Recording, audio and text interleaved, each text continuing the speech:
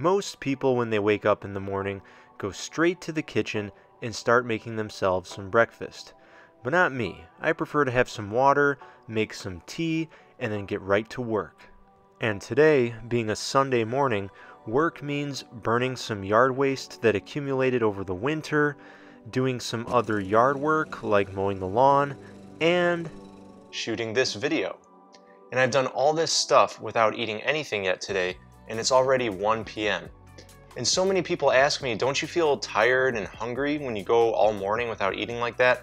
And the answer is a resounding no. I mean, I have more energy when I'm fasting, actually. After I eat, I feel kind of tired and sluggish, and I don't feel like moving so much. So in this video, I'm gonna tell you guys how to start intermittent fasting, how you can ease into it, some of the tools you can use to make it easier, plus we'll talk about workout schedules and how to fit those in.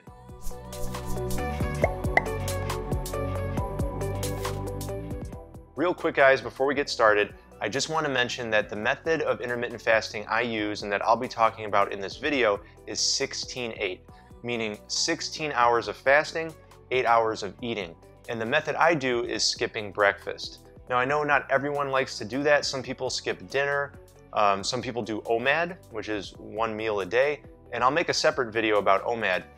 It's all good. There's really no bad type of intermittent fasting, but I just wanted you to know that 16-8, skipping breakfast, is the method I'm talking about in this video. So before we get started talking about the methods of easing into intermittent fasting, I want to talk about the tools you can use to make it easier, because I really think the tools are most important. The tools I'm referring to are essentially just warm beverages to make fasting more enjoyable.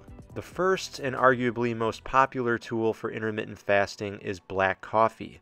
And the reason why is that coffee contains caffeine, and caffeine is a natural appetite suppressant, so it helps you to not feel hungry during your fast. You want to be careful with coffee though, use it strategically. And what I mean by that is some people, including myself, are very sensitive to caffeine. And I started off using just about 1 cup in the morning usually, and that was perfect actually. It gave me a burst of what I thought was energy, but it's actually stress to make me feel alert and awake. And the caffeine helps suppress the hunger during the fast, which I didn't really have a lot of hunger to begin with, but I used it anyways. I quickly got carried away. I started going for 2 cups and eventually 3. Long story short, caffeine is highly addictive, so make sure you use it strategically and don't let it get out of hand. And I want to emphasize, if you drink coffee during your fasting, don't do the, mocha frappuccino from Starbucks or anything like that. Don't even put cream and sugar in your coffee. Just drink it black. That's the best way to do it. It's free of calories. You're getting that caffeine to help with the hunger, and that's the way to do it. If you want to dodge caffeine, there are some naturally caffeine-free herbal coffees like this Ticino Java flavor here that I highly enjoy. There's also some great herbal teas, such as this one by Celestial Seasonings called Roast Aroma. Both of these options are great because they're naturally caffeine-free yet have a coffee-like flavor thanks to their ingredients like roasted barley, roasted chicory, some carob, and spices. And if you're not into the roasty coffee flavor, there's always other teas such as chai tea, chamomile, etc. But be cautious when it comes to green tea because it has tannins that can cause an upset stomach when you're fasting. Also, of course, there's always water. Drink plenty of water, and sometimes I like to use sparkling water and I add a lemon or lime slice to it. The lemon or lime combined with the carbonation of the sparkling water just adds a nice little zing that makes things interesting and keeps you happy during your fast. So here I got some sparkling lemon water, and that's perfectly fine for a fast, like I mentioned, because the lemon gives you a little bit of vitamin C and other micronutrients, and there's such little calories in the lemon. I mean, it's really negligible. It's not going to cause an insulin spike or anything. So those are the tools you can use to make your fasting more enjoyable. All right, and don't listen to the people who say you can only drink water. I know a lot of people say that, but the fast is so much more enjoyable if you have some warm beverages like coffee or herbal tea to drink, and if you like lemon water and things like that, it makes it much more manageable and doable. Now let's talk about the methods for easing into your intermittent fasting. And there's really 2 main methods, and those are cold turkey and weaning. With the cold turkey method, You simply just stop eating breakfast or whatever meal you choose not to eat. And it sounds awful, it sounds like it'd be really hard to do, but it's not. After a couple days of doing it, you realize it's not that bad at all. Now, the second method I've heard of people using, I personally haven't used it myself, is weaning. And there's two different methods of weaning. The first is to eat a smaller and smaller breakfast each day. So like every day you're making your breakfast a little smaller until it gets to the point that it's like, I think I can do without it because I'm really not eating that much to begin with. And the second method of weaning is delaying your meal.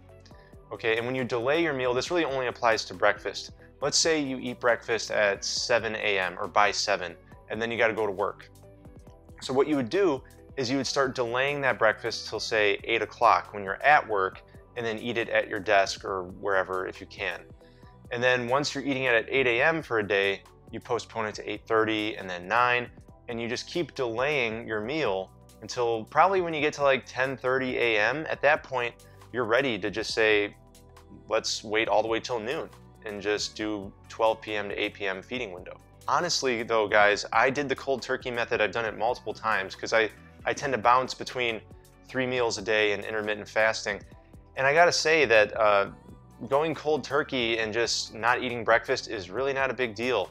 And like I mentioned earlier in this video, it feels good because you have a lot of energy and you can just focus on what you got to do and be really productive. With the methods, whether you do cold turkey or weaning off of a meal, it really just comes down to the individual. It's kind of like how some people, when we go swimming, you know, some people like to gradually get into the pool little by little and adjust to the water as they go.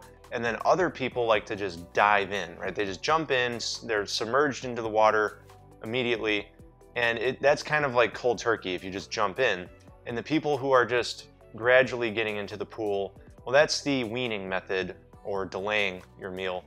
And either one is fine. There's no right or wrong way to do it. It just comes down to preference. So what about workout timing? I know that's a big question for people because a lot of us, I mean, this whole channel is about fitness, right? And a lot of people are gonna be asking, well, when do I time my workout? Now, if you can, time your workout right before you break your fast. So what that would be like is if you skip breakfast and you're gonna eat between 12 p.m. and 8 p.m., say, then what you're gonna wanna do is try to time your workout around 12 p.m., between 12 and 1, and then break the fast right after. Now, I know that's not easy or doable for some people because of jobs, right? Maybe you can't, see, I personally can work out at any time I want. I have the option, it's minus the gym. I mean, I do calisthenics, I can work out anywhere. But if you're, let's say you're a gym goer and you're like, well, I can't get to the gym at that time. What you can do is work out earlier in the morning. And then you want to take what's called branched-chain amino acids, or BCAAs. You've probably seen this supplement or heard of it before.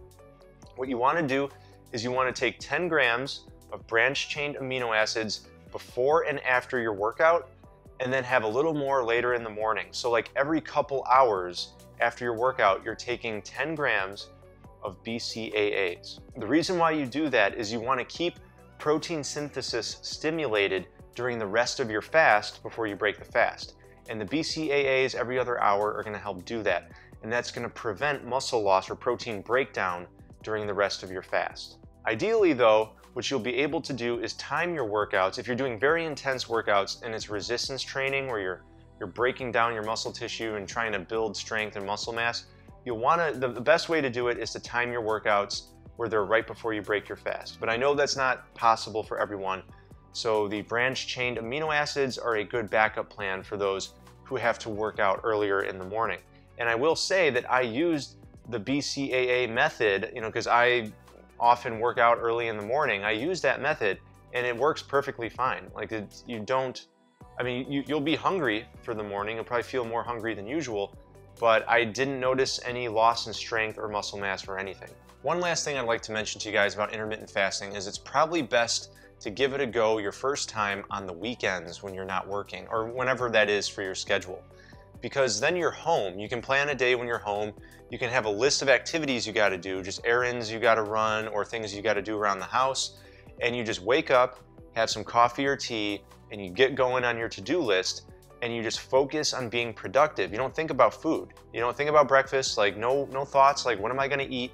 or anything like that. You just go, go, go, work on your to-do list, and before you know it, you'll look at the clock, oh wow, it's after 12 p.m. already, I can eat.